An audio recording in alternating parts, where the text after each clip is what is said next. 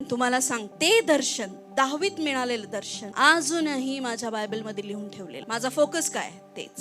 संधी खूप येतात आपल्याकडे, आपण हे करू, आपण ते करू, पण प्रभूने दिलेल्या दर्शनावर जर आपण चाललो तर आपण शारीरिक रीतीने पण आशीर्वादित होतो, आपण आत्मिक रीतीने पण आशीर्वादित होतो. त्याच्यानंतर बरेचसे दर्शन येत गेले. जेव्हा अब्राहमाला परमेश्वराने सांगितलं की मी तुला आकाशाच्या ताऱ्या इतकी संतती देईल, खरं पाहायला गेलं तर त्याच्याकडे स्वतःचं बाळ नव्हतं, त्याची बायको म्हातारी झाली होती, तिची सगळी शक्ती संपली होती आणि त्यांना बाळ होणं अशक्य होतं. त्यावेळेस परमेश्वर अब्राहमाला दर्शन देतोय की तुझी आकाशाची तारंगणा इतकी संतती होईल. आणि बायबल असं सांगतं, अब्राहमाने देवाने दिलेल्या शब्दावर विश्वास ठेवला आणि त्या दर्शनावर चालत गेला. मधीच थोडा बिघडला तर परमेश्वराने अब्राहमाला सांगितलं, अब्राहमा माझ्या समोर नित्य चाल. बऱ्याच लोकांना जे दर्शन देवाने दिलेले ते सोडून ते काम करतात. तुम्हाला बोलवलं कशासाठी आणि तुम्ही करता काय?